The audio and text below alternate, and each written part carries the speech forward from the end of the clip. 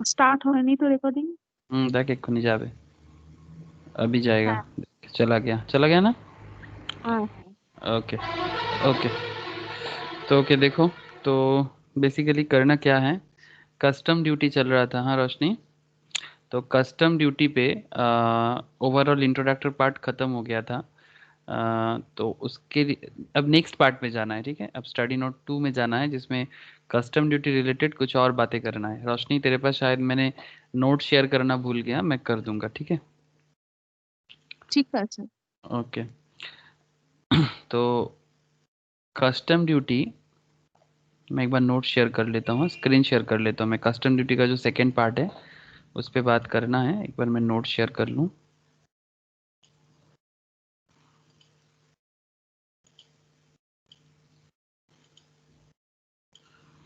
Okay. तो ये जो सेकेंड पार्ट है ना, मतलब दैट इज स्टडी नोट 2। इसमें हम लोग कस्टम ड्यूटी पे क्या क्या चीज़ सीखेंगे। ध्यान से देखो। कस्टम ड्यूटी सबसे पहले तो मैं आपको पहले ये चीज़ बता दूं कि रिकॉल करा दूं कि कस्टम ड्यूटी है क्या।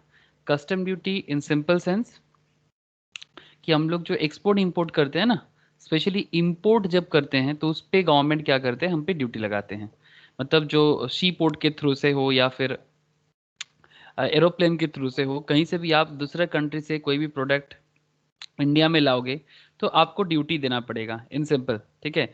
तो इंपोर्ट पे तो ड्यूटी है ही। इन सम केसेस एक्सपोर्ट पे ड्यूटी लगता है, पर नॉर्मली एक्सपोर्ट ड्यूटी नील रहता है नॉर्मली। ताकि इंडिया में एक्सपोर्ट ड्यूटी को नील इसलिए रखा जाता है जीरो, बिकॉज इंडिया अगर एक्सपोर्ट करेगा ना तो ये इंडिया को क्या हेल्प करता है, इंडिया को फॉरेक्स रिजर्व जो है, मतलब इंडिया डॉलर में कमाएगा। समझ में आ रहा है ना रोशनी, कि इंडिया एक्सपोर्ट ज़्यादा करेगा तो इंडिया डॉलर में कमाएगा। यस और नो। हाँ। हाँ। तो और क्योंकि डॉलर का वैल्यू रुपी से ज़्यादा है ना।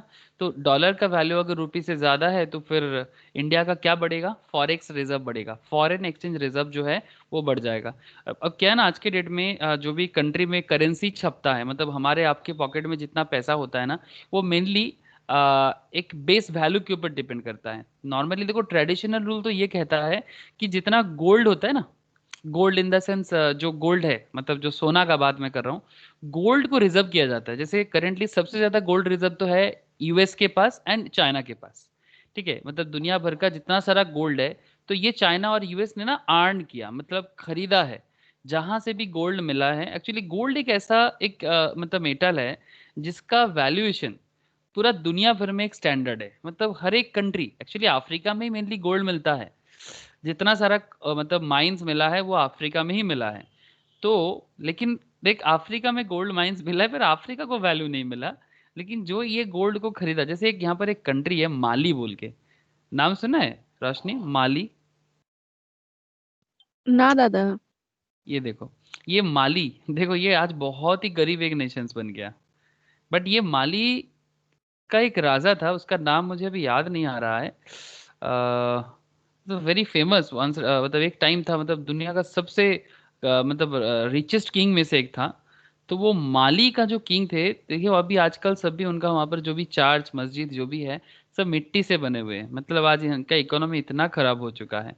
बट एक जमाना था कि माली पूरा दुनिया को सोना मतलब ऐसे ही फ्री में बांटता था। देखो इनका स्ट्रक्चर तो गजब ही है। बट कंट्री आज के डेट में काफी गरीब कंट्री बन चुका है।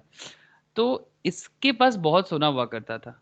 फिर धीरे धीरे क्या हो गया, एक चीज, ये डायनासोर देख के लग रहा है ना कि ये डायनासोर था एक टाइम पे यहाँ पर। दैट्स वाई इस तरह से बना हुआ है।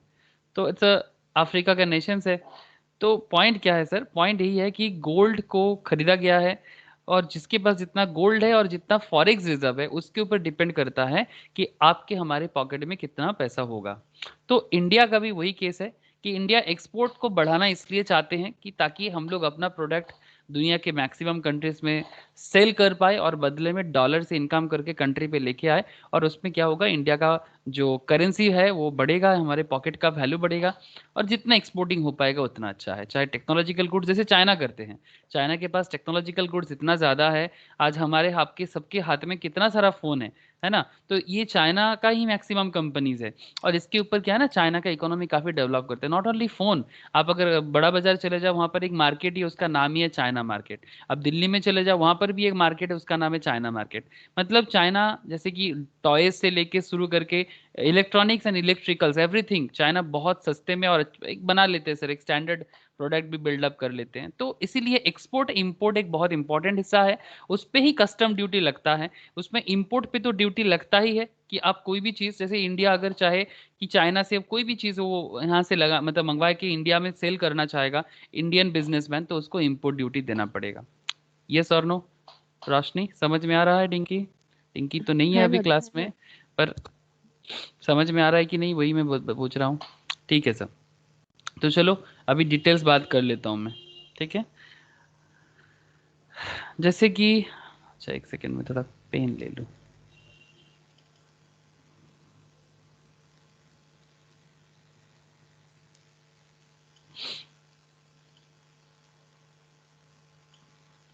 ओके, तो कस्टम ड्यूटी का कंप्लीट ओवरव्यू तो मिल चुका था। अभी देखो types of duties, exemptions from custom duties, इसको थोड़ा देखना है। तो चलो टाइप्स में थोड़ा बात करना है आज कि कस्टम ड्यूटी कितना तरह का होता है। जैसे एक ड्यूटी होता है import duties as per first schedule of custom tariff act 1975, और एक होते हैं sir export duties as per second schedule of custom tariff act 1975। तो एक हो गया as per first schedule custom tariff act, और दूसरा हो गया एज पर सेकेंड शेड्यूल। एक हो गया फर्स्ट शेड्यूल के ऊपर डिपेंड करके, दूसरा हो गया आपका सेकेंड शेड्यूल के ऊपर डिपेंड करके। ठीक है रोशनी, समझ में आ रहा है ना? तो custom tariff act 1975 and custom tariff act 1975, but import duties के बारे में बोला हुआ है फर्स्ट शेड्यूल में एंड एक्सपोर्ट ड्यूटीज के बारे में बोला हुआ है सेकेंड शेड्यूल में। तो इंपोर्ट में क्या क्या है? BCD basic custom duty, section 12 of custom act rate as per tariff. Protective duties एक बोल के होता है, सेक्शन 6 सबसेक्शन 1 में बोला हुआ है, मतलब कस्टम ड्यूटी का। सेफगार्ड ड्यूटी एक होता है, क्या ड्यूटी होता है? Safeguard duty. ठीक है, तो एक हो गया बेसिक कस्टम ड्यूटी, दूसरा हो गया प्रोटेक्टिव ड्यूटीज। प्लीज इसको याद रखना होगा बिकॉज यही सब चीज थोड़ा इंपॉर्टेंट होता है, एमसीक्यूज क्वेश्चंस में भी पूछते हैं। Basic custom duty, protective duties, safeguard duty, 8B subsection 1 में कहा है। Countervailing duty on subsidised article, countervailing duty on subsidised article section 9 में आगे सारा का सारा डिस्कस करने वाला हूं। एंटी डंपिंग ड्यूटी, आईजीएसटी, ये तो जीएसटी के साथ ही जुड़ा हुआ है, section 3 subsection 7, and GST compensation section 3 subsection 9। तो इतना सारा चीज इंपोर्ट के साथ कनेक्टेड है। एंड एक्सपोर्ट ड्यूटीज जो है इसमें जैसे कि डी ऑयल्ड प्राइस, ठीक है, D oiled rice brand oil, oil cake, ये ना वो आपका क्या होता है, डी ऑयल्ड मतलब ये राइस होता है ना, तो उस राइस को कुछ प्रोसेसिंग करके एक केक तरह का बनता है। केक इन द सेंस वो जिसको हम लोग वो क्या बोलते हैं सर, खोल बोलते हैं ना, उस तरह का कुछ होता है। रोशनी का भी नाम सुना है ये राइस ब्रांड ऑयल, ऐसा नाम सुना है? है दादा। हाँ वही D oiled rice brand oil, वही उसी तरह का चीज है। उस पे 10% का एक्सपोर्ट ड्यूटीज लग जाता है। लगेज लेदर पे 25% का एक्सपोर्ट ड्यूटीज लग जाता है। लेदर पे 15% का लग जाता है। Snake skins raw for lamb skins, मतलब सांप का चमड़ा, देखो सर, स्नेक का skins and raw for lamb skin, ठीक है, मतलब भेड़ा का जो होता है। And ferrous ferrous waste and scrap, ठीक है, फेरोस वेस्ट एंड स्क्रैप, इस पे भी 15% का एक्सपोर्ट ड्यूटीज लग जाता है। तो there are some percentage of duties export पे लग जाता है। जैसे मैं बोला ना कि हर चीज में तो नहीं लगता, बट कुछ कुछ चीजों में एक्सपोर्ट ड्यूटीज भी लग सकता है। तो चलो मैं आगे बात बढ़ाता हूँ कि ये तो हो गया आपका टाइप्स ऑफ ड्यूटीज के कुछ इंपॉर्टेंट पॉइंट्स। फिर नेक्स्ट पॉइंट है कि सोशल वेलफेयर चार्जेस, एक चार्जेस होता है जो इंपोर्ट पे लगता है। हाँ, कोई भी चीज आप फॉरेन से इंपोर्ट कराओ, ठीक है रोशनी, इट्स वेरी इंटरेस्टिंग। जैसे कि मोहितोस का जो लेदर बिजनेस है उस पे भी आपको काफी मतलब आप कनेक्ट कर सकते हो, ठीक है, यू कैन रियली कनेक्ट कि उनका जो लेदर बिजनेस है जो बेसिकली जॉब वर्कर के थ्रू से एक्सपोर्टिंग ही होता है, इंपोर्ट एक्सपोर्ट का ही मेन काम हो जाता है। तो you can really connect it, मतलब बहुत अच्छे से कर सकते हो।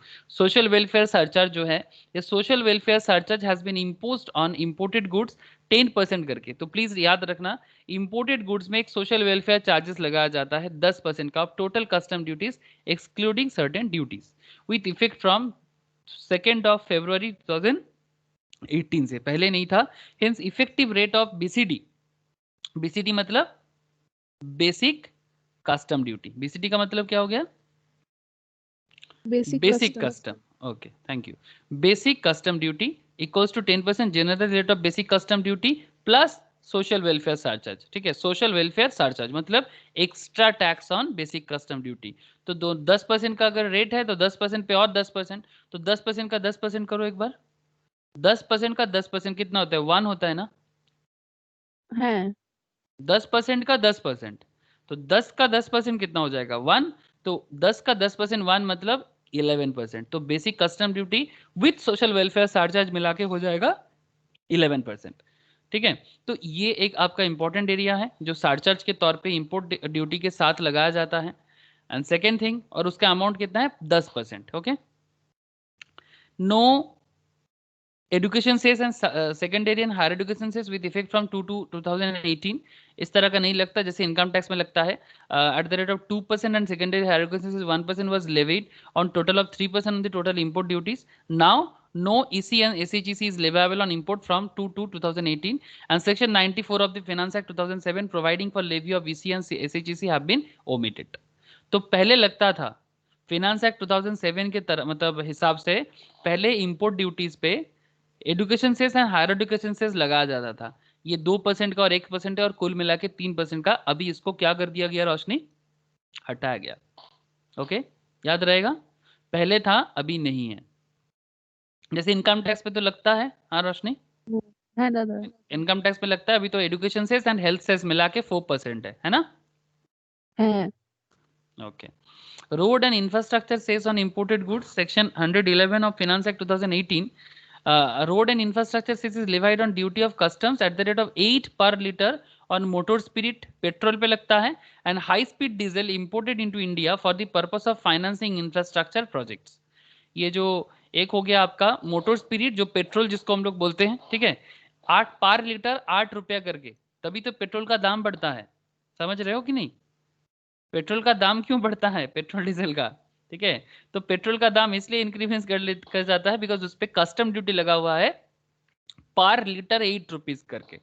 एंड हाई स्पीड डीजल जो बेसिकली एरोप्लेन्स वगैरह में यूज होता है या फिर कोई और तरह का जिसमें हाई स्पीड डीजल लगता है, जो इंपोर्ट किया जाता है इंडिया में, उस पर भी चार्जेस किया जाता है 8 रुपीज पर लीटर करके for the purpose of India में जो इंफ्रास्ट्रक्चर डेवलपमेंट होता है ना, मतलब जैसे रोड बन रहा है, कहीं रेल बन रहा है, जो भी मतलब जो भी इंफ्रास्ट्रक्चर बिल्डअप करने के लिए, जो कंट्री का इंफ्रास्ट्रक्चर को डेवलप करता है, उसके ऊपर खर्चा करने के लिए ये सेस को लगाया जाता है।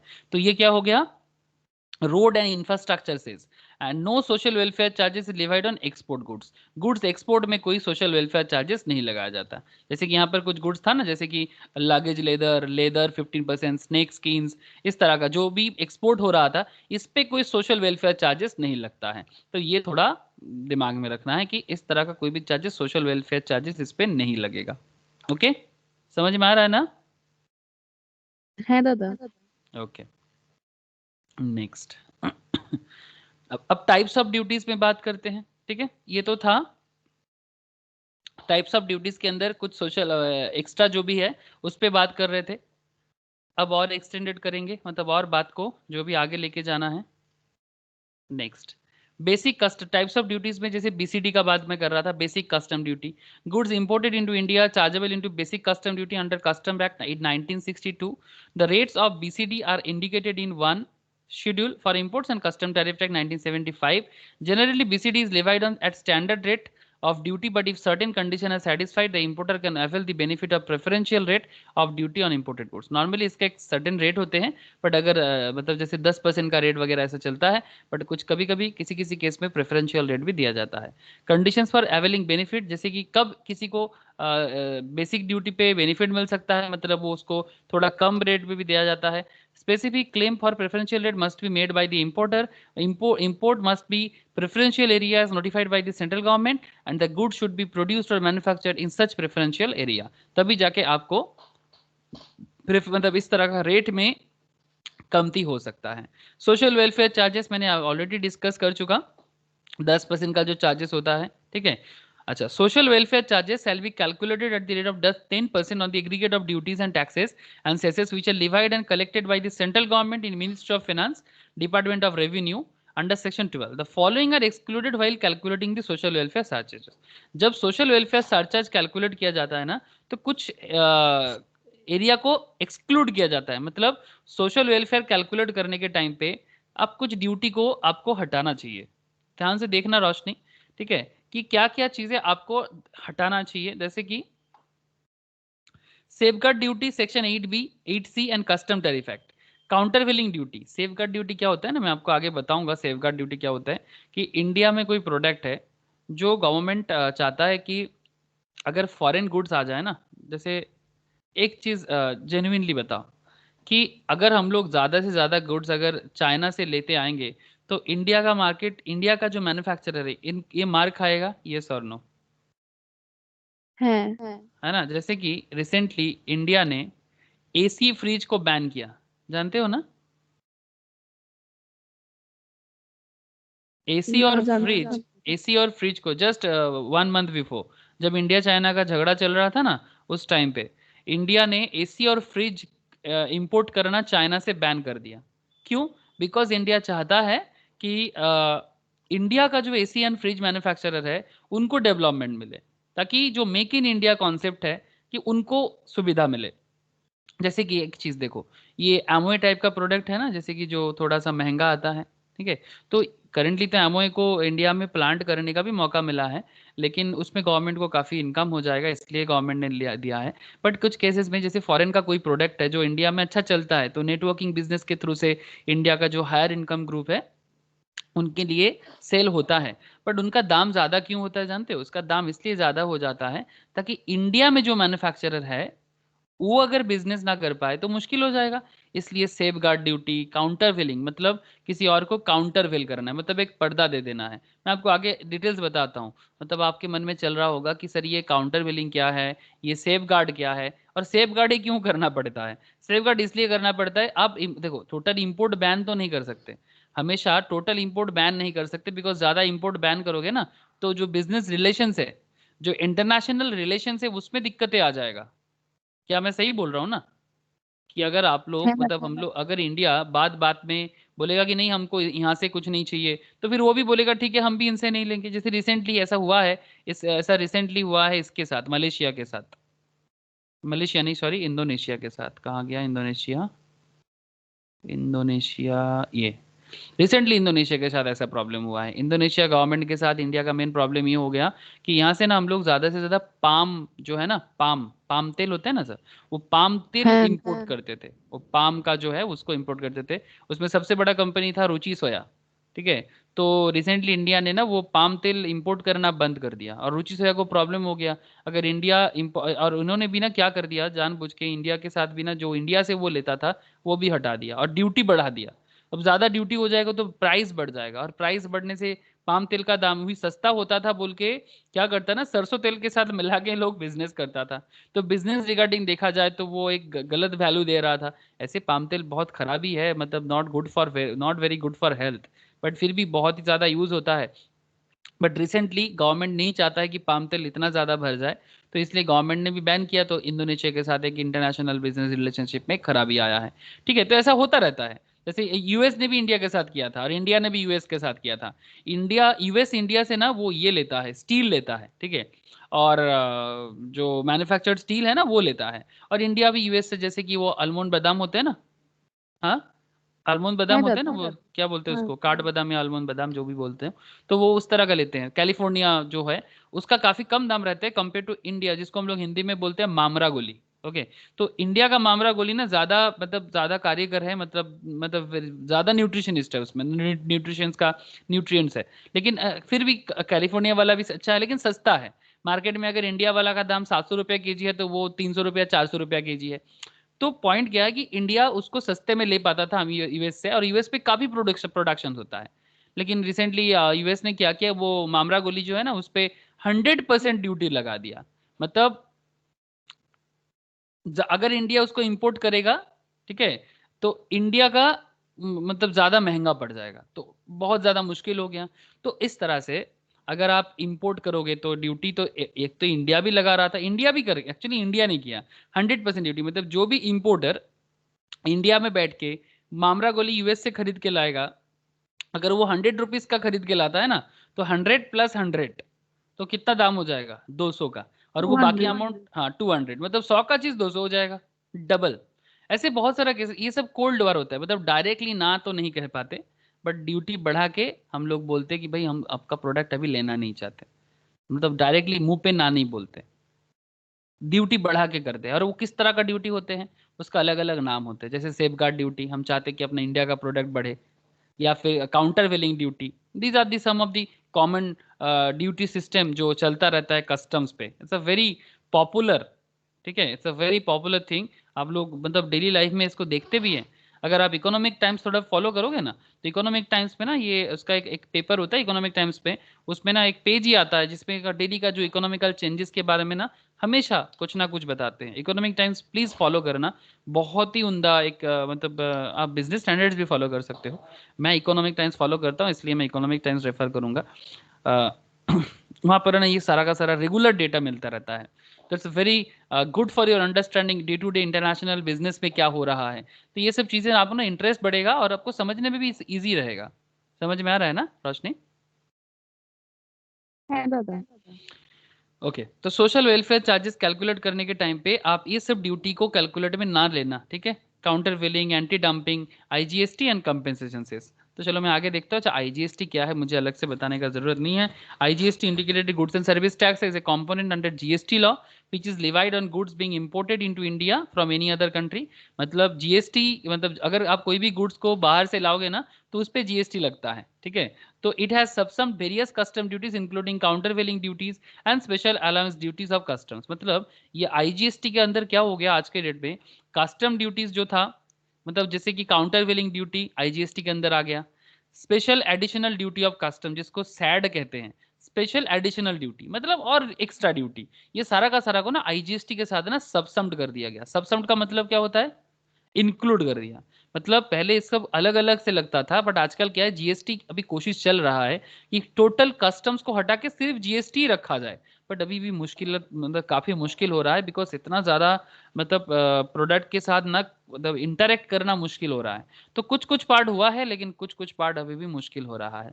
तो ठीक है, वो जब होगा तब देखा जाएगा, बट स्टिल आप लोग जीएसटी में पढ़े थे कि वहां पर बोला जा रहा था कि नियर फ्यूचर हो सकता है कि कस्टम ड्यूटी और नहीं रहेगा, उसको टोटली जीएसटी के अंदर कन्वर्ट कर दिया जाएगा। बट क्या होगा ना, उसमें जीएसटी रेट और बढ़ जाएगा और उसको लेके देश में प्रॉब्लम हो सकता है।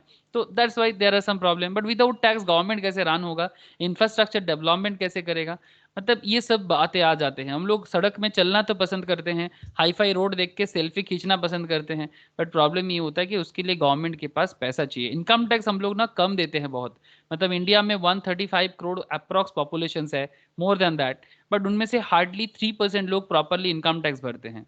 Can you imagine, out of 135 crore population hardly 3% लोग इनकम टैक्स भरते हैं, वो भी प्रॉपर नहीं भरता। तो डायरेक्ट टैक्स का ना प्रॉब्लम है। डायरेक्ट टैक्स एक बहुत अच्छा जगह हो सकता है, बट गवर्नमेंट इसीलिए ना इनडायरेक्ट टैक्सेस को लाइक जीएसटी को, कस्टम्स को इतना ज्यादा मतलब अपना इनकम का जरिया बना के रखा है। मतलब वेरी इंपॉर्टेंट फॉर गवर्नमेंट कि उनको पैसा चाहिए to to run the government, to run the big country like India.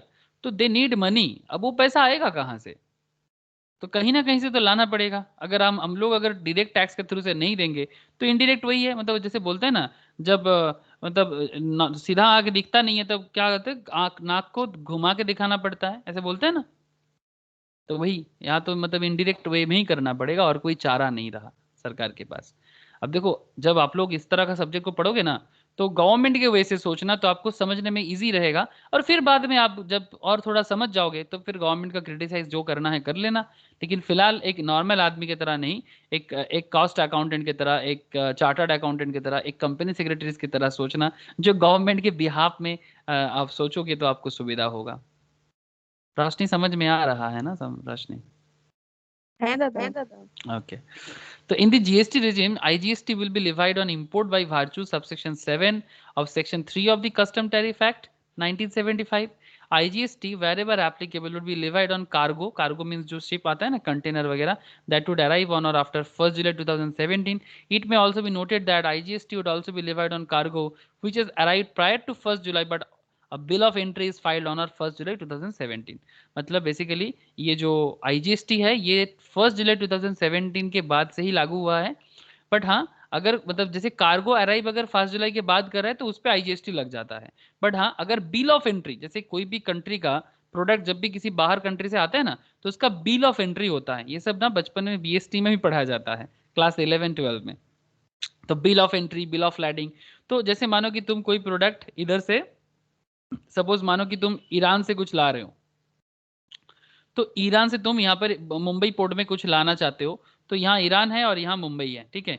तो ईरान से मुंबई आ रहा है, तो यहाँ पर अगर मतलब शिप कार्गो नहीं पहुंचा, ठीक है, मतलब जो जहाज है प्रोडक्ट वाला वो कार्गो पहुंचने में देरी हुआ, पर आपका बिल ऑफ एंट्री 1 जुलाई से पहले आ गया, ठीक है, जुलाई में आ गया, तो फिर बिल ऑफ एंट्री अगर पहुंच जाता है ना, तो भी आपके ऊपर जीएसटी लग जाएगा 1 जुलाई 2017 से बाद, ठीक है। मतलब शायद कार्गो बाद में आ रहा है, बट बिल ऑफ एंट्री आ गया था तो भी आईजीएसटी एप्लीकेबल है। मतलब बिल ऑफ एंट्री आने को कार्गो आने से पहले होगा तो फिर बिल ऑफ एंट्री को माना जाएगा। ओके, तो these are the simple rules कि कब से आईजीएसटी लागू हुआ है इंपोर्ट एक्सपोर्ट कॉन्सेप्ट में, तो वही यहाँ पर बोला गया है और कुछ नहीं। ओके, तो एक एग्जाम्पल देख लेते हैं तो सुविधा हो जाएगा। चलो एग्जाम्पल देख लेते हैं। सपोज, ध्यान से देखना, बड़ा इंटरेस्टिंग है, इतना देर से जो भी बातें कर रहे हैं समझ में भी आ जाए। Suppose assessable value including landing charges कितना है? 100। मतलब जब भी एक कंट्री से दूसरा कंट्री में आ रहा है ना, तो उसका लैंडिंग चार्जेस, जैसे मैं अभी बात कर रहा था, ईरान से कहाँ आ रहा है? इंडिया आ रहा है। यहाँ से ईरान से कहाँ आ रहा है? हाँ रोशनी, ईरान से इंडिया आ रहा है। ओके, है दादा। तो सपोज ये रहा ईरान, अब ईरान से आ रहा है इंडिया, ठीक है। तो ऐसे केसेस में जब ईरान से इंडिया आ रहा है, तो अगर मानो कि लैंडिंग चार्जेस है 100, तो फिर आपका बेसिक कस्टम ड्यूटी क्या हो जाएगा? 10%। आईजीएसटी रेट देके रखा है 12%, एंड सोशल वेलफेयर चार्जेस भी आपको पता है कि 10%। तो ये चार्जेस कैसे होता है? इन view of the above parameters the calculation of duty would be इस तरह से। बीसीडी 10%, तो 10% ऑफ एसेसेबल वैल्यू, 100 का 10% कितना होता है बताना प्लीज? 100 का 10% 10। सोशल वेलफेयर चार्जेस जो है ना, वो मतलब ये जो 10 है, 10 के ऊपर 10% होगा। मतलब दिस 10, ये जो ए है आपका, इस 10 के ऊपर सोशल वेलफेयर चार्जेस 10%, तो कितना हो जाएगा? 1। एंड आईजीएसटी हो जाएगा, ये जो एसेसेबल वैल्यू है दैट इज 100 प्लस ए कितना है? 10 प्लस बी कितना है? 1। मतलब 100 प्लस 10 प्लस 1 इंटू 12%। करके देख तो रोशनी कितना आ रहा है? 100 प्लस 10 प्लस 1 इंटू 12%।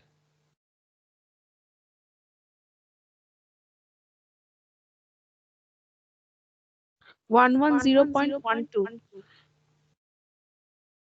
110.12 12। नहीं, ठीक से कर।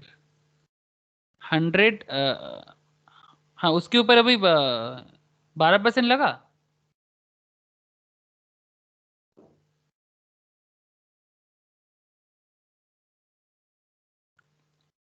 उसके ऊपर 12% चार्जेस लगा। 13.32। हाँ ये देख 13.32 आया। है। ठीक है, तो इस तरह से आईजीएसटी चार्जेस होता है, ठीक है। तो दीज आर द थिंग्स जो थोड़ा समझने लायक है और कुछ नहीं। तो the inclusion of anti dumping duties and safeguard duty in the value of levy of দাদা आईजीएसटी। हाँ बोल। বলছি সোশ্যাল ওয়েলফেয়ার সারচার্জ যেটা ওটা বিসিডির ওপর হয় সব সময়। হ্যাঁ, সোশ্যাল ওয়েলফেয়ার চার্জেস অলওয়েজ বিসিডির উপরে হবে। আচ্ছা। ওকে,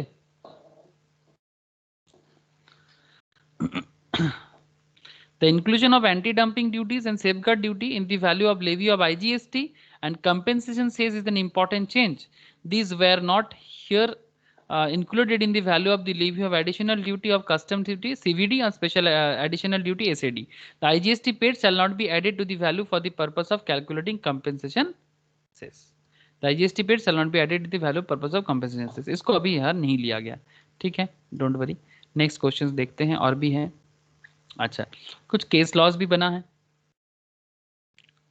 कुछ केस लॉ भी बना है, जैसे इस तरह का केस का लॉ बहुत सारा होता रहता है, जैसे जो भी कस्टम ऑफिसर्स वगैरह में काम करते हैं ना, तो उसमें केस बनता रहता है। तो जैसे CVD now called as IGST, तो सीवीडी तो अब इसके साथ सबसम्ड हो गया ना, मतलब आईजीएसटी के अंदर इंक्लूडेड हो गया, आईजीएसटी के अंदर इंक्लूड हो गया क्या क्या, सीवीडी मतलब काउंटर वेलिंग ड्यूटी, एंड ये जो बोला है ना, सीबीडी नाउ कॉल्ड आईजीएसटी और an imported product can be exempted if the excise duty now GST on a like article produced or manufactured now called as supply in India is exempt. So CBD currently on an imported product can be exempted in the if the excise duty on like articles produced or manufactured. Take cases हुआ देख, ADEC Tourism Service Private Limited versus CCUS 2015 decisions क्या था, Supreme Court held that the rate of additional duty leviable under section 3 subsection 1 of the Custom Tariff Act 1975 would be only that which is payable under the Central Excise Act 1944 on a like article, मतलब similar article जो article आप import करके ला रहे हो, therefore the importer would be entitled to payment of concessional or reduced or nil rate of countervailing duty if any notification is issued providing exemptions remissions of excise duty which respects to a like article if produced or manufactured in India. मतलब जिस तरह का product आप ला रहे हो, अगर ऐसा कोई प्रोडक्ट इंडिया में बन रहा है, ठीक है, जिस तरह का प्रोडक्ट आप ला रहे हो अगर ऐसा कोई प्रोडक्ट इंडिया में बन रहा है, ठीक है, तो वो चार्जेस नॉर्मली लग जाता है। बट इसको क्या किया गया रिसेंटली, जीएसटी के साथ इंक्लूड कर दिया गया, तो वही बोल रहा है कि CBD now called IGST on an imported product can be exempted if the excise duty on a like article produced or manufactured in India is exempt, now called supply. বোঝা যাচ্ছে কথাটা? হ্যাঁ দাদা। বোঝা গেছে? হ্যাঁ দাদা। ओके, अब एक कॉन्सेप्ट आएगा जीएसटी कंपेंसेशन सेस, ठीक है, जीएसटी कंपेंसेशन सेस, ये क्या होता है GST compensation cess? Interesting area. Under GST regime compensation cess will be charged on luxury products. Compensation cess हमेशा लग्जरी प्रोडक्ट पे लगता है, लाइक हाई एंड कार्स, मतलब टॉप क्लास जो लग्जरी कार्स होते हैं, and demerit commodities. Demerit commodities का मतलब, डीमेरिट मतलब जिसको सोसाइटी वैल्यू नहीं देता, मतलब जो सोसाइटी का मेरिट को खराब करता है, जैसे कि पान मसाला, टोबैको। सरकार इसका फैक्ट्रीज को बंद नहीं करेगा, याद रख ले। क्यों? क्योंकि इससे सरकार को ना पैसा मिलता है बहुत हाई लेवल का, तो सरकार इसलिए फैक्ट्री बंद नहीं करता, लेकिन इसको डीमेरिट कमोडिटीज के नाम देता है, because government really get lots of money from this kind of organisations, मतलब this kind of companies, because जो नशा करते हैं, जो पान मसाला लेते हैं, जो टोबैको लेते हैं, एरेटेड ड्रिंक्स लेते हैं, ठीक है, for the period of 5 years in order to compensate states for loss of revenue, ठीक है, इसलिए बोलते हैं कि जीएसटी कंपेंसेशन क्या है। Under GST regime compensation cess will be charged on luxury products like high end cars, demerit commodities like pan masala, tobacco, aerated drinks, and for period of 5 years in order to compensate states for loss of revenue. In the GST regime, IGST will be levied on imports by virtue of subsection 9 of section 3 of the Custom Tariff Act 1975.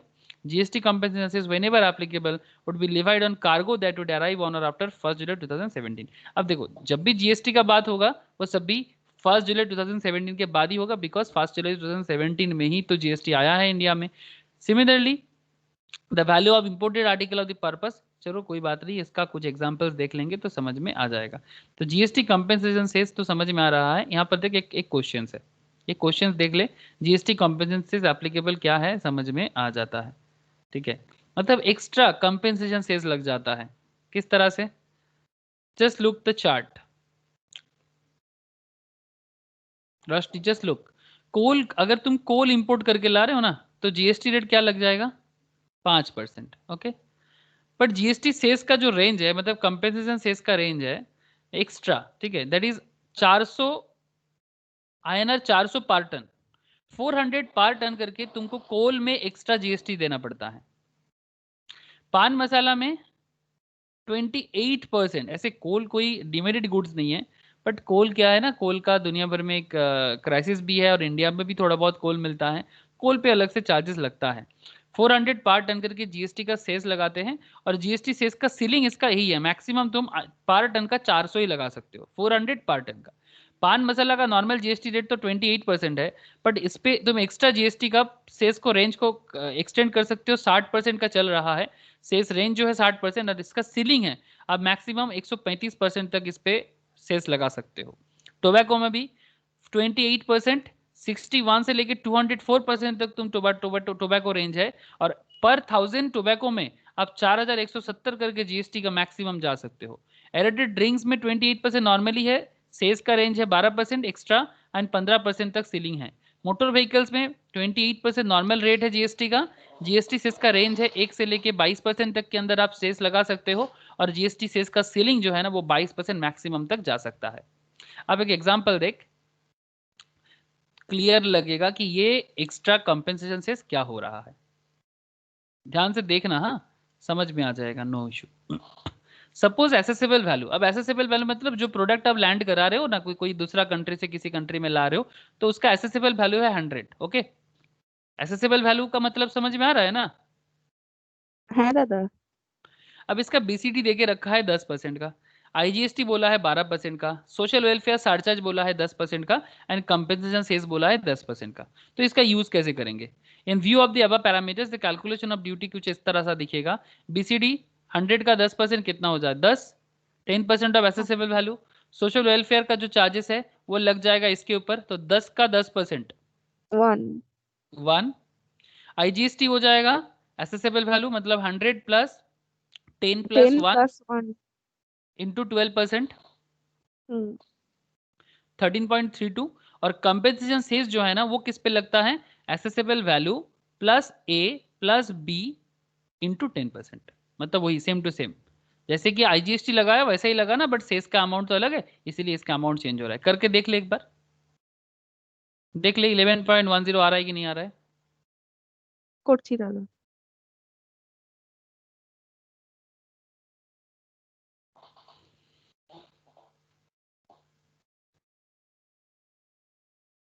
হ্যাঁ দাদা, 11.10। समझ में आ रहा है ना किस तरह से বলছি এখানে कंपेंसेशन। যে बोल। আইজিএসটি যেটা 13.32 আর কম্পেনসেশন যেটা 11.10, ওটা কি দুটোই দিতে হবে তো? হ্যাঁ দুটোই দিতে হবে, আচ্ছা। গভর্নমেন্টকে দুটোই পে করতে হবে। আচ্ছা। বুঝতে পারলে? मतलब হ্যাঁ। गवर्नमेंट रोजगार করার জন্য বিভিন্ন রকম ভাবে, मतलब वैराइटीज काइंड्स ऑफ वे में वो लोग कोशिश किया है कि जब मतलब अलग अलग प्रोडक्ट में, जैसे इस तरह का कंपेंसेशन हम लोग देख रहे हैं कि जो डिमेरिट गुड्स है और जो लग्जरीज गुड्स है उस पे नॉर्मली लगाते हैं। ठीक है, इन सम केसेस जैसे कि कोल पे भी लगाया है, बट अदरवाइज जो डिमेरिट गुड्स है लाइक आपका पान मसाला गुटखा इस तरह का प्रोडक्ट में ये मेनली यहाँ से इनकम करना चाहते हैं। मतलब जहाँ से वो उनको लगता है कि भाई ये तो लोग बंद नहीं करेगा जितना भी दाम बढ़ा दो। ठीक है, नशे वाला लोग ना ऐसे ही होते हैं। ओके, तो चलो ज़्यादा उसमें नहीं चलते हैं, एक एग्जांपल्स और देख लेते हैं। एक transport company imported Rolls Royce, ये कार देखा है? रोल्स रॉयस कैसे देखने में होता है? मैं देखा नहीं। দেখেছি, দেখেছি দাদা। मैं देखा तो मैं भूल गया, मेरे को गाड़ी का उतना शौक भी नहीं है। रोल्स रॉयस ये है क्या? হ্যাঁ দাদা। हम्म, वो अच्छा হ্যাঁ। ऐसा वाला देखने में होता है। कहाँ का कंपनी है रोल्स रॉयस? সেটা জানি না। जर्मन का होगा, हाँ वो चलिए अच्छा, ये होल्ली owned subsidiary of German group BMW, BMW का ही एक सब्सिडियरी है, হুম। बीएमडब्ल्यू के अंदर ही आता है। ओके, तो चलो अब रोल्स रॉयस को इंडिया में लाना है तो उस पर ड्यूटी का क्या खेल है देख लेते हैं। ठीक है, तो रोल्स रॉयस इंडिया में आएगा। एक transport company imported Rolls Royce car for the purpose of providing output service by way of transportation of passengers. अच्छा, following are the cost and other details. Cost of vehicle personal purpose में नहीं लाएगा sir, output service देगा, बदले में passenger transportation के लिए काम में आएगा। व्हीकल का कॉस्ट है 3 करोड़ का। ठीक है, कस्टम ड्यूटी है इसका 10% का, आईजीएसटी है इसका 28% का, कॉम्पेंसेशन सेस है इसका 20% का। ओके, तो cost of vehicle 3 crore, custom duty 10%, IGST 28%, compensation cess 20%। Luxury car है इसलिए कंपेंसेशन सेस आ गया। तो एक transport company is eligible to take input tax credit and have output IGST liability of INR 120, मतलब इसका आईजीएसटी है। ठीक है, इनपुट टैक्स क्रेडिट भी है 120 लाख का। Calculate tax liability towards custom duty and GST liability. Calculate ये करने के लिए बोल रहे हैं कि हम टैक्स लायबिलिटी कैलकुलेट करें, custom duty and GST liability. Okay, ठीक है, चलो। तो कॉस्ट ऑफ व्हीकल कितना था? 3 करोड़ का था। ओके, कस्टम ड्यूटी का अमाउंट 10% का है, तो 3 करोड़ का 10% 30 30 लाख लाख। का। सोशल वेलफेयर सरचार्ज आ जाएगा, किस पे लगेगा? कस्टम ड्यूटी पे लगेगा ना। तो 3 करोड़ का 10%, इसे 10% ऑन बी, हाँ इसको ध्यान रखना। तो 3 करोड़ का 10%, 30 लाख का 3 lakh. Okay, 3 lakh. Total custom duty payable कितना हो जाएगा? बी प्लस सी। तो 30 लाख 3,000, मतलब 33 लाख, हाँ 30 लाख प्लस 3 लाख, सॉरी 33 लाख, ये हो जाएगा total custom duty payable. Total cost after custom duty क्या हो जाएगा फिर? 3 करोड़ का था और फिर 33 लाख का कस्टम ड्यूटी लग गया, तो 3 करोड़ 33 लाख। ओके, इस पे आईजीएसटी लग जाएगा 28% का। तो 3 करोड़ 33 लाख पे 28% लगाओ, कितना हो जाएगा? 90 3 लाख। 93,24,000। अच्छा, कंपेंसेशन सेल्स लग जाएगा, जो इसके ऊपर लगेगा, आईजीएसटी के ऊपर लगेगा, है ना। तो 20% ऑन ई, मतलब आईजीएसटी का जो अमाउंट है उसके ऊपर कंपेंसेशन सेल्स, दैट इज 93,24% पे 20%। तो ये आपका हो जाएगा 66,60,000। करके देख ले एक बार। 93 का 93,24,000 का 20% कितना आ रहा है?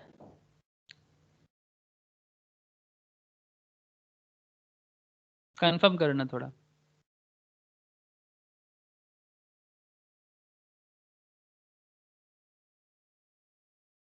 হ্যাঁ দাদা এটাই এসছে।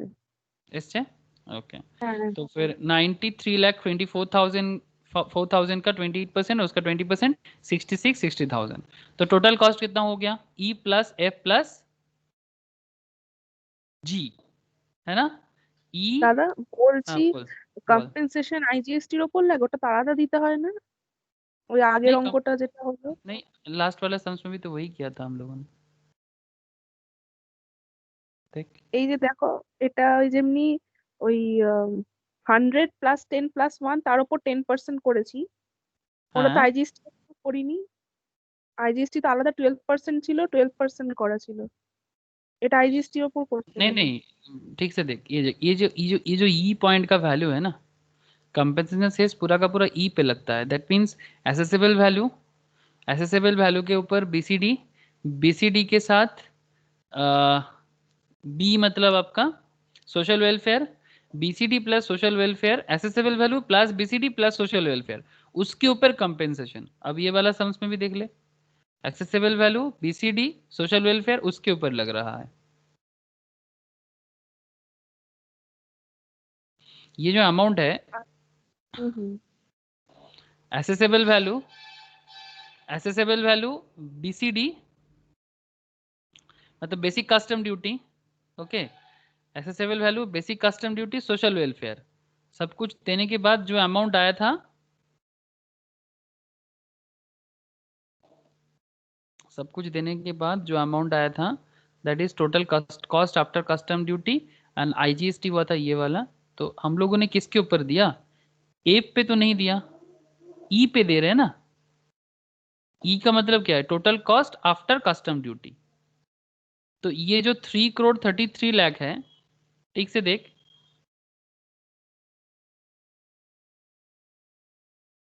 इसी के ऊपर लगा था ना 20%। रोशनी,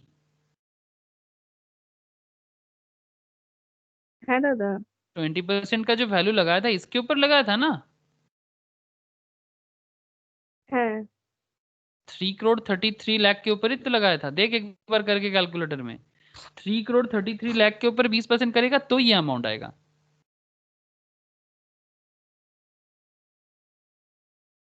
আসছে?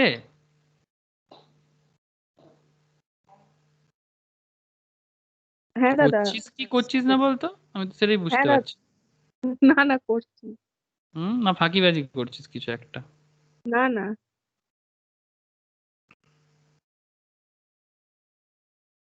3 करोड़ 33 लाख, इसके ऊपर जब 20% लगाएंगे तब ना होगा 6,66,60,000। तो ये जो अमाउंट आ रहा है तो वही वाला अमाउंट आ रहा है ना, कि कस्टम ड्यूटी का जो भी है उसका, मतलब जैसे कि लास्ट सम्स में किए उसी तरह का किए हैं। হ্যাঁ মানে বল। আগেরটাও তাহলে তোমার আইজিএসটির ওপরেই ছিল? না, আইজিএসটি তো আলাদা, আইজিএসটি তো এইখানে আছে, এটা তো এফ, আইজিএসটির উপরে লাগাচ্ছি না তো। আইজিএসটি মানে তো এফ, আইজিএসটি তো লাগাচ্ছি ই এর ওপরেই, মানে ই এর ওপরেই, মানে এই যে total cost after custom duty যেটা হবে ওটার উপরে আইজিএসটিও লাগবে, আর ওটার ऊपर ही कंपेंसेशन सेस लगभग आलादा आलादा, मैंने ये 3 करोड़ 33 लाख के ऊपर ही मेरा ये अमाउंट भी आएगा, और 3 करोड़ 33 लाख के ऊपर मेरा ये अमाउंट आएगा, दोनों का अलग अलग रेट के हिसाब से आ रहा है। अल्टीमेटली तुम्हारा कंपेंसेशन सेस उसी पे लगेगा जैसे कि लास्ट सम्स में लगा था।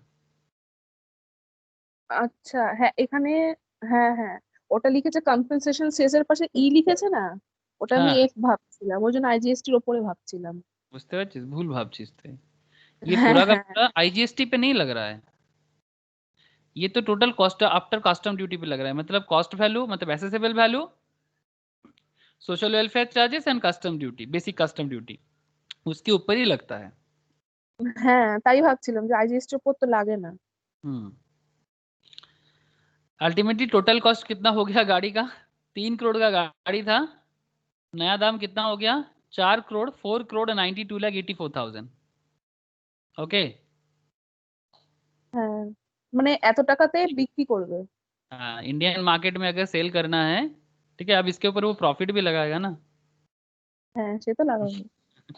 इसके ऊपर प्रॉफिट लगाएगा, इसमें प्रॉफिट नहीं है, कॉस्ट है। ये হ্যাঁ।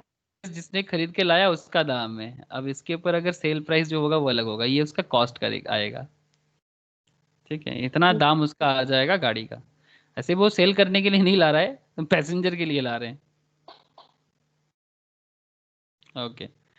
Input tax credit available to set off against input output IGS, input tax credit उसका जो भी था उसको एडजस्ट कर सकता है वो। ऐसे यहाँ पर जो आईजीएसटी है उसका दैट इज 93,24,000 का, इसको वो आईटीसी के तौर पे यूज कर सकता है। और compensation paid can not be set off against out tax liability of IGST, compensation cess को एडजस्ट नहीं कर सकते, you can't adjust compensation but you can adjust IGST. Okay, तो total tax payable by X transport company after adjusting IGST ITC is 2676, because 120 lakh का था ना उसका पहले से आईटीसी, और न्यू 93,24,000 का उसका आईजीएसटी हुआ है। हेलो, 120 लाख का उसका पहले से इनपुट क्रेडिट था, याद है, ये देख। হ্যাঁ হ্যাঁ হ্যাঁ। हाँ, तो ये क्रेडिट से उसको करेंटली जो उसका आईजीएसटी है सिर्फ वही एडजस्ट हो जाएगा, तो ये एडजस्ट करने के बाद देख उसका न्यू टैक्स लायबिलिटी जो है वो हो जाएगा 26,76,000 आईजीएसटी लायबिलिटी। ठीक है, तो इस तरह से कस्टम ड्यूटी के ऊपर डिपेंड करके प्रोडक्ट का दाम वगैरह रेडी होता है। समझ में आ रहा है? হ্যাঁ। ओके।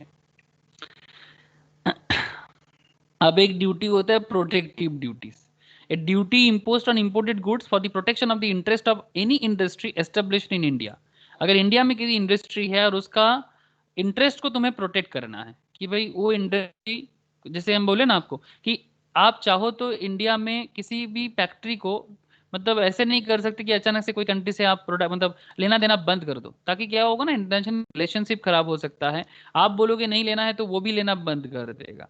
आपको बेसिकली ऐसे दिखाना कि इंडिया मार्केट में डिमांड नहीं है, मतलब आपका मतलब कुछ रुतबा ऐसा होना चाहिए कि देखो भाई इंडिया में डिमांड नहीं है तो हम क्या कर सकते हैं। ठीक है, इंडिया खुद बना लेता है तो फिर इंडिया को और क्यों चाहिए। लेकिन आप जानबूझ के अगर नहीं मुझे नहीं चाहिए आप बंद कर दो, ऐसा नहीं, वो जब देखेगा कि मार्केट लॉस हो रहा है वो खुदा खुद मतलब खुद बे खुद भाग जाएगा। समझ में आ रहा है? तो इसीलिए कभी कभी वो लोग ड्यूटी बढ़ा भी सकता है कि अगर आपको उसको लगता है कि नहीं इसमें इंडियन इंडस्ट्री का जो इमेज है वो खराब हो रहा है, तो इसलिए duty imposed on imported goods for the protection of the interest of any industry established in India on the recommendation of tariff commission, on the recommendation of tariff commission. It is effective only and inclusive of the date, if any, specified in the first schedule of the tariff. Duty क्या होता है? Safeguard duty is protect product specific, ये product specific होते हैं।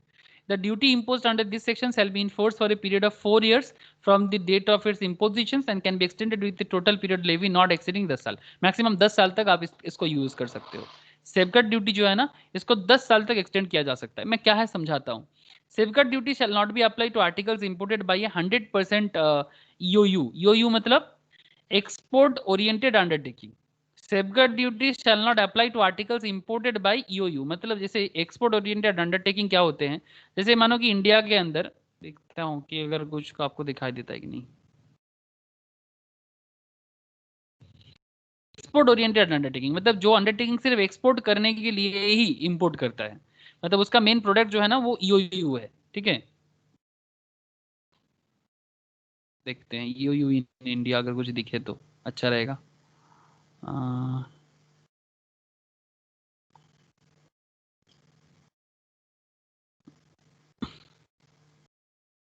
ये देख, ये देखिए यहाँ पर एक ना एक्सपोर्ट प्रमोशंस काउंसिल, यहाँ पर एक है देख केरला के आसपास कुछ है, ठीक है।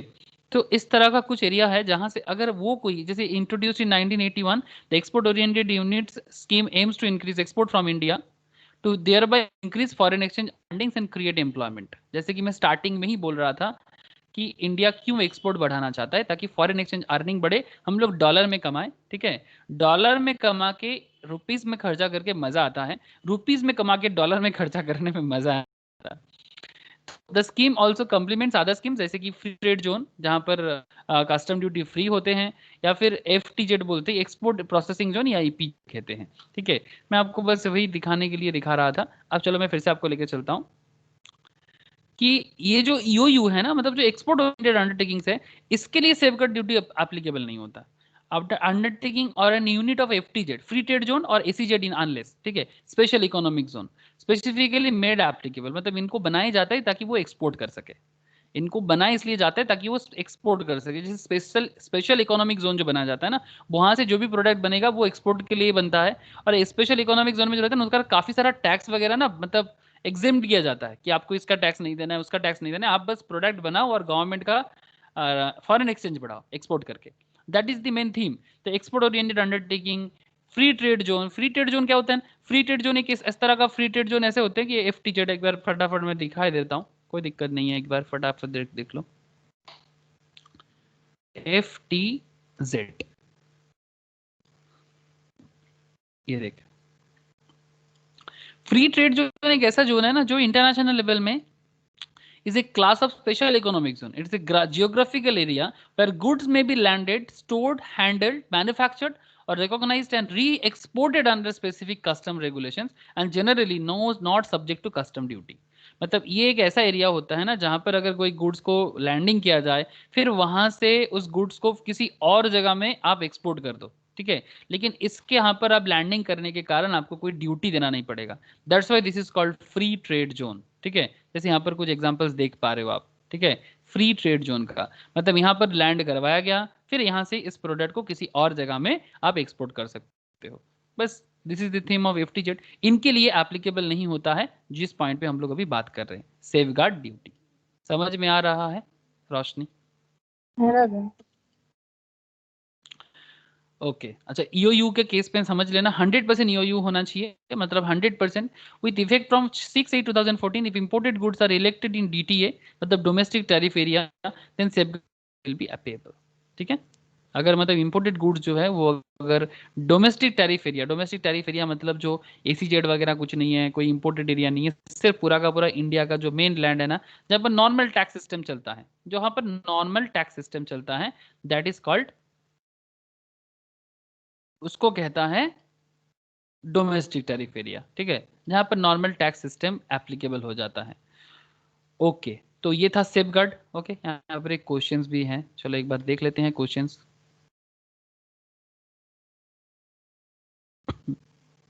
When shall the safeguard duty under Section 8B of the Custom Tariff Act 1975 be not imposed?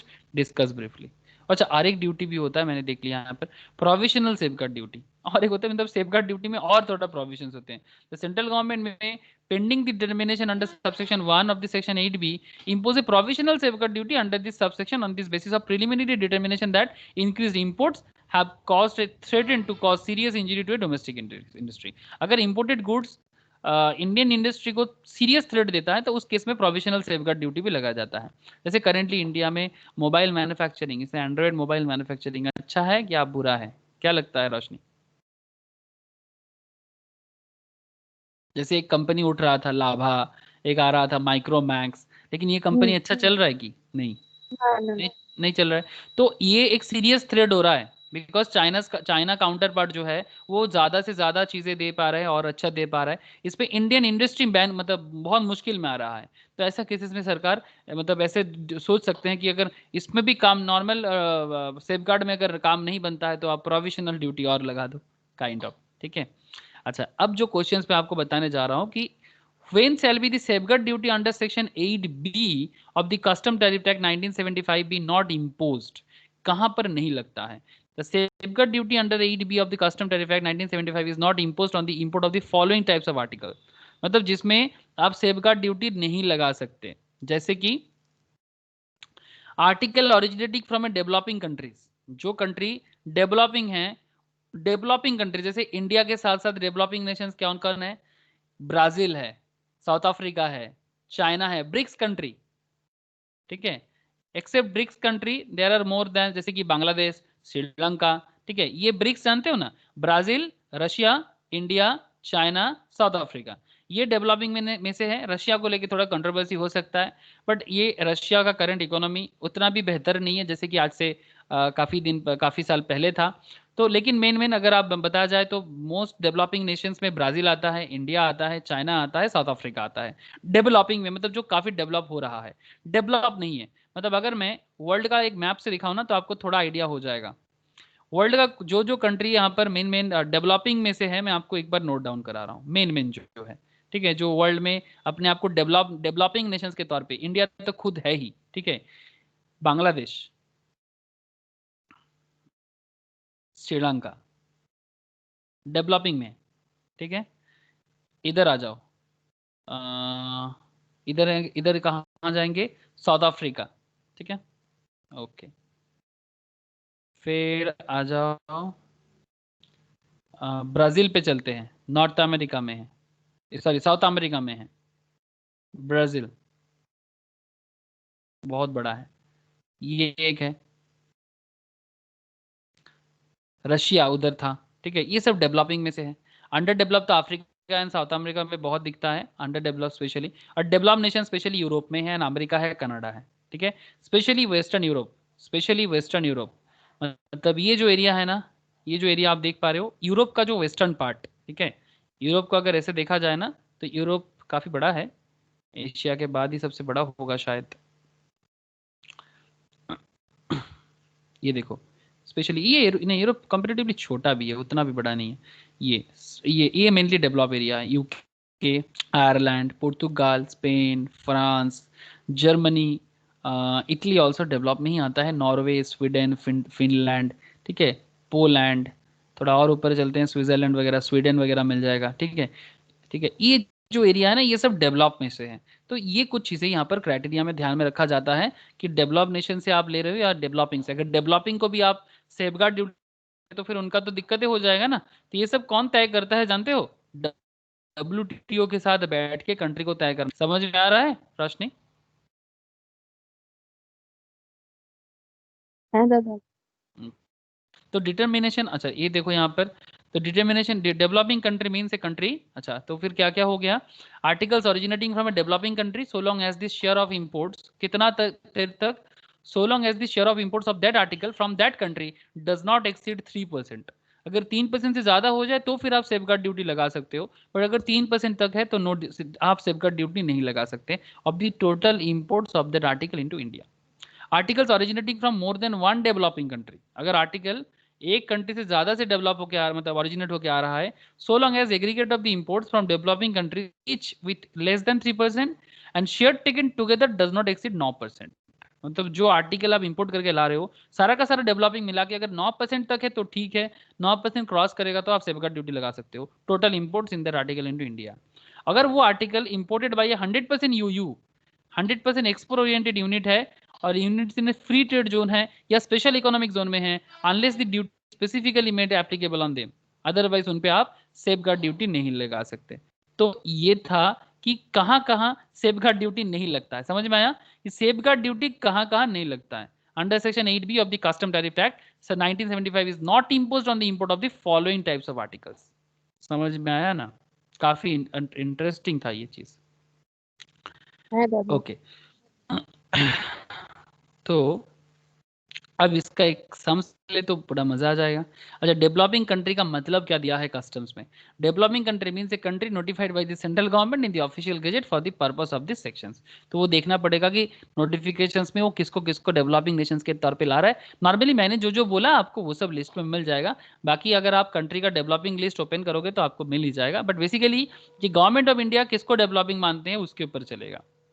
Determining the safeguard duty payable by X Limited under Section 8B of the Custom Tariff Act 1975 from the following. X Limited imported sodium nitrate from a developing country from 26 February 2015 to 25 February 2016. Both days inclusive 50 crore. Both days inclusive कितना है sir? 50 crore का. Total import of sodium nitrate including developing country is 2500 crore. Safeguard duty है 30% का. Wherever whether your answer is different in case of import of sodium nitrate from a developing country rupees 80 crore. चलो देखते हैं इस सवाल का जवाब कैसे होगा। अच्छा देखो, import from a developing country does not exceed 3%। हाँ, आप 3% से ज्यादा करोगे तो मुश्किल है ना, तो उस पर आप सेफगार्ड लगा सकते हो। तो हमारे इस क्वेश्चन पे डेवलपिंग नेशन से कितना किया जा रहा है परसेंटेज देखो तो, X limited imported sodium nitrite from a developing country 26 February 2015 to 2025 February, both days inclusive 50 crore का। ठीक है, जहां पर total import of sodium nitrate कितना है 2500। अब काउंट करो कि 2500 में से 50 करोड़ कितना परसेंटेज होता है। ठीक है, तो in the given case safeguard duty कितना है 24 करोड़, दैट इज 80 करोड़ का। मतलब अगर whether your answer is different in case import of sodium nitrate from developing countries 80 crore का, तो 80 करोड़ का 30% कितना हो जाएगा 24 crore. Since import from a developing country exceed 3%, that is 3.2%। ठीक है, देखो दो यहाँ पर दो सवाल है। एक, जब एक बार एक काम करो कैलकुलेटर में जस्ट एक बार काउंट करो तो कि 25 करोड़ 2500 करोड़ में से 50 करोड़ कितना आता है। राष्ट्रीय please tell me, 50 out of 2500 कितना परसेंटेज होगा? বলছি দাদা, এক সেকেন্ড।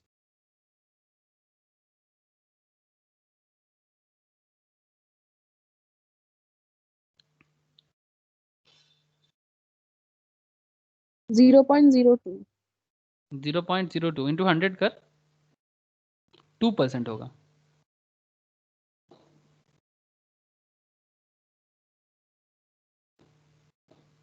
হ্যাঁ, हुआ ना 2%। হ্যাঁ। 2%। तो ये जो 50 करोड़ कर रहा है ना सोडियम नाइट्राइट, जो वो बेसिकली डेवलपिंग कंट्री से ला रहा है, वो 2% हो रहा है, तो वो 3% से कम है। तो of the total import of that article into India, तो सेफगार्ड ड्यूटी कुछ लगेगा क्या? नील। समझ में आया?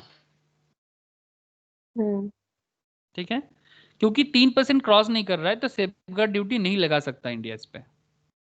लेकिन अगर ये अमाउंट 50 करोड़ की जगह 80 करोड़ हो जाए, अब यही सोडियम नाइट्रेट डेवलपिंग कंट्रीज से 50 करोड़ की जगह अगर 80 हो जाए तो देख 3% क्रॉस कर रहा है।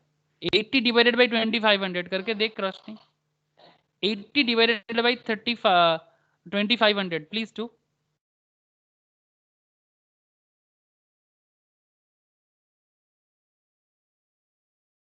হ্যাঁ দাদা, 3.2। 3.2। तो इस केस में ऑब्वियसली सेफगार्ड ड्यूटी लगेगा, तो इसलिए सेफगार्ड ड्यूटी यहाँ पर देखो कैलकुलेट किया गया है, और जब 3% क्रॉस नहीं किया तब कैलकुलेट नहीं किया गया। That's why in the given case safeguard duty will be payable by x limited 24 crore, that is 80 crore का 30%, बिकॉज सेफगार्ड ड्यूटी बोल के रखा था 30% का। तो 80 करोड़ का अगर ला रहे हो कोई दिक्कत नहीं, बट इसका दाम इंपोर्टर को गिर जाएगा ज्यादा। तो 80 करोड़ का 30%, इस पे क्या होता है ना, प्रोडक्ट का दाम उसका बढ़ जाता है, तो मार्केट कंपटीशन में टिकना मुश्किल हो जाता है। तो इस तरह से वो सेफ गार्ड लगाते हैं अपने इंडियन प्रोडक्ट को। ठीक है, since import from a developing country exceed 3%, that is 3.2%। Clear हुआ पूरा का पूरा ये चीज? बड़ा इंटरेस्टिंग था, इंपॉर्टेंट भी है। হ্যাঁ দাদা। ओके,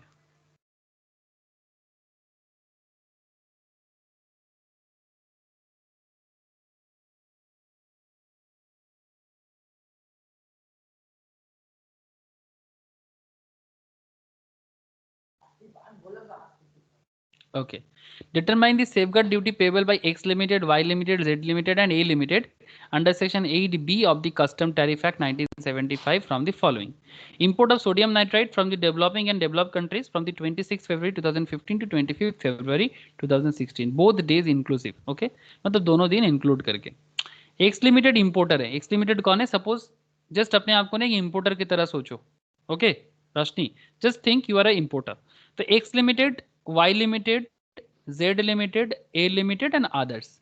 तो एक्स वाई जेड ए ये लोग इंपोर्ट, कंट्री ऑफ इंपोर्ट ये डेवलपिंग कंट्री से कर रहा है, ये भी डेवलपिंग कंट्री, ये भी डेवलपिंग कंट्री, ये भी डेवलपिंग कंट्री, और अदर्स में आ गया डेवलप कंट्री।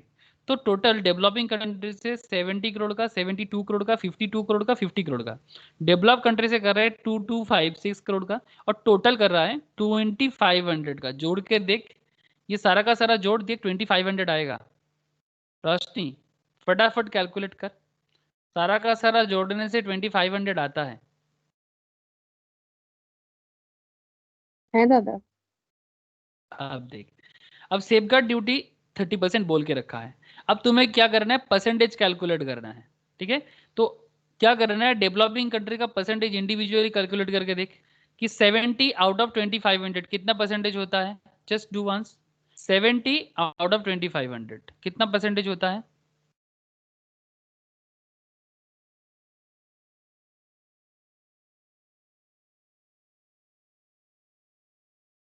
बोल। 2.8। 2.8 देखो, 7 तो 3 से कम है। 72 आउट ऑफ 2500 2.88% होगा। 52 आउट ऑफ 2500 2.08% होगा। 50 आउट ऑफ 2500 2% होगा। ठीक है, सबको जोड़ोगे, ये सब डेवलपिंग था, दैट्स वाई डेवलप को यहाँ काउंट नहीं करना है। ठीक है, तो 9.76%। तो एग्रीगेट में ये क्रॉस कर रहा है पूरा इंडिया का इंपोर्टिंग के हिसाब से, लेकिन इंडिविजुअली देखा जाए तो ये सब 3% से कम है। लेकिन ये एग्रीगेट में एक्सेस हो रहा है ना, 9% का रूल था, याद है? मैं स्टार्टिंग में ही बोला है ना। ओके, तो फिर अभी सेफगार्ड ड्यूटी लग जाएगा डेवलपिंग कंट्रीज का। क्यों? क्योंकि एग्रीगेट में जा रहा है ना, ये देखो। तो इसलिए जो 70 करोड़ का था उस पर 30%, तो 21 करोड़। 70 का 30%, 72 का 30% 21.60, 52 का 30% 15.60, 15 का 30%, 50 का 30% 15 करोड़। तो ये सब सेफगार्ड ड्यूटी लग जाएगा डेवलपिंग नेशंस पे।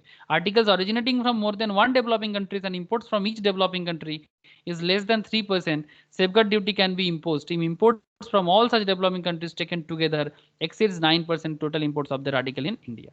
Clear? क्योंकि ये सारा का सारा मिला के क्रॉस कर रहा है, दैट्स वाई उस पे सेफगार्ड ड्यूटी लगाना पड़ेगा।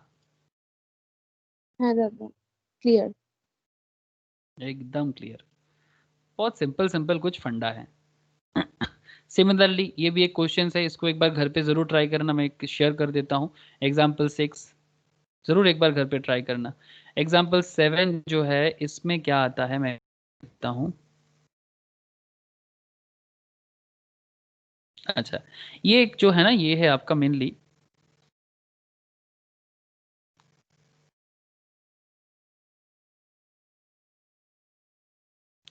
एग्जाम्पल 6 जो था वो मैंने होमवर्क कर दिया। ठीक है, safeguard rebatable as duty drawback. Safeguard duties जो है ना वो रिबेटेबल है एज ड्यूटी ड्रॉबैक के हिसाब से section 75। Since safeguard duties are not taken into consideration while fixing all industry rates of drawback. Drawback मतलब क्या होता है ना, कभी कोई चीज इंपोर्ट करने के टाइम पे कुछ दिक्कत हो गया ना, तो वो ड्यूटी को एक्सपोर्टर को ना रिफंड करना पड़ता है। ठीक है, मैं आपको समझाता हूँ। The implies that drawback shall be admissible. ये मैंने लास्ट क्लास में बताया था ड्यूटी ड्रॉबैक क्या होता है। अगर मिस कर चुके हो तो ड्यूटी ड्रॉबैक एक बार लास्ट क्लास का देख लेना। Only where the inputs which suffered safeguard duties were actually used in the goods exported as confirmed by the verification conducted by fixation or branded। चलो इसको ना थोड़ा एग्जाम्पल के साथ समझ में आ जाएगा। और एक ड्यूटी होता है counter willing duty on subsidised article, मतलब जो गुड्स में इंडियन गवर्नमेंट सब्सिडी देके रखा है ना, गवर्नमेंट उस पर सब्सिडी देके रखा है, तो अगर गवर्नमेंट उस पर सब्सिडी देके रखा है तो उस पर गवर्नमेंट क्या कर रहा है ना, काउंटर विलिंग ड्यूटी लगा। Duty levied if the article are imported into India by getting the subsidize from other country. मतलब वो कंट्री, मतलब उस गुड्स पे ऑलरेडी किसी मतलब वो कंट्री सब्सिडी देके रखा है, मतलब गवर्नमेंट उस कंट्री का सब्सिडी देके रखा है। The amount of counter willing duty shall not exceed the amount of subsidy paid. जितना अमाउंट दिया है उससे ज्यादा तो काउंटरवेलिंग ड्यूटी नहीं हो सकता। It shall be in force for a period of 5 years from the date of its imposition and can be extended for a period of 5 साल तक जा सकता है। और एक होता है anti dumping duty. It is imposed on imports of a particular country where any article exported and exported to India at less than its normal value, then upon the importations of such article into India, the central government may impose an anti-dumping duty.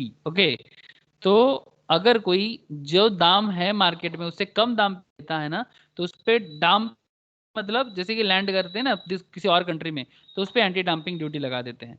एक काम करो, चलो मैं आपको ना ये दोनों चीज को आपको इस एग्जाम्पल के साथ समझाऊंगा, तो शायद आपको जो भी थोड़ा सा कंफ्यूज लग रहा है क्लैरिटी हो जाए। देख रोशनी ठीक से देख। A commodity is imported into India from a country covered by a notification issued by the central government under Section 9A of the Custom Tariff Act 1975. Following particulars are made available. CIF value मतलब cost insurance and freight value of the consignment कितना है 25। CIF मतलब क्या है sir? Cost, insurance and freight. Okay Roshni, CIF का मतलब cost insurance freight. Product का दाम, उसमें इंश्योरेंस लगता है और उसका फ्रेट चार्जेस जो भी भाड़ा वगैरह देना पड़ता है, वो है $25,000। कितना क्वांटिटी इंपोर्ट कर रहे हो? 100 kg। एक्सचेंज रेट कितना चल रहा है, मतलब $1 का वैल्यू चल रहा है 60। बेसिक कस्टम ड्यूटी है 12%। Social welfare charge applicable as per the finance act. As per the notification the anti-dumping duty will be equal to the difference between the cost of commodity calculated, that is $70 per kg, and the landed value of the commodity as imported. Appraise the मतलब select the liability on account of normal duties, cess and the anti-dumping duty. Assume that only basic custom duty and social welfare surcharge are payable at the rate of are payable and IGST 12% is also be applicable. तो एक बार फटाफट देखो समझ में अब भी आ जाए। CIF वैल्यू कितना है रोशनी? CIF वैल्यू कितना है? 25,000। क्लियर है? तो $25,000 है तो इंडियन वैल्यू में ट्रांसफर कर लेना। 25,000 इंटू 60 करके दिया है इंडियन वैल्यू को, मतलब $1 का वैल्यू दिया है, तो 25,000 इंटू 60 तो कितना हो जाएगा? 15 लाख का। ठीक है। कस्टम ड्यूटी कितना है? इंक्लूडिंग सोशल वेलफेयर सर्विस, मतलब बोल के रखा था, तो जो कस्टम ड्यूटी है उसके अंदर ही है। तो 1,50,000 पे 15 लाख पे कितना 15 परसेंटेज बोला था? हाँ 15 लाख पे 12% बोला था बेसिक कस्टम ड्यूटी। तो 50 लाख का 12% करके देख तो कितना आता है? तो एक्चुअली 12 एंड 10% कितना होगा? 12 इंटू 10% प्लस इक्वल्स टू, मतलब अरे 10% लग जाता है ना सोशल वेलफेयर चार्जेस। हेलो है दादा।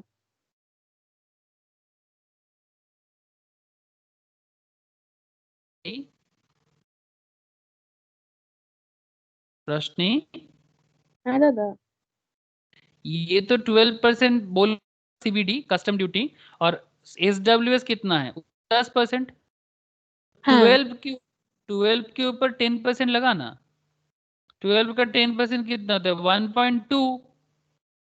हाँ हाँ हाँ।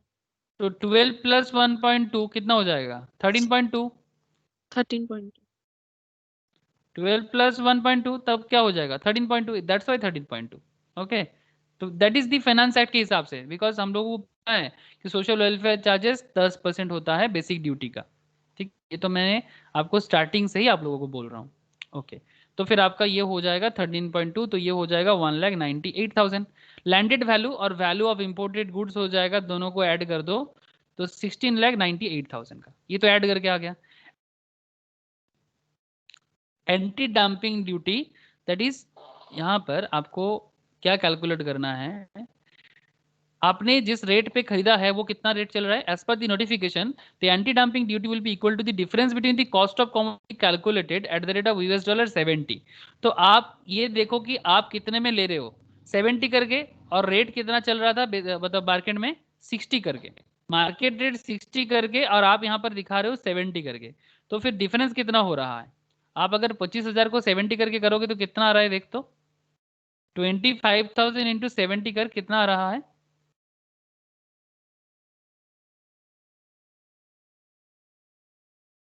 17,50,000। 17 लाख नहीं, सॉरी एक सेकंड, मेरे से कुछ गड़बड़ हो गया।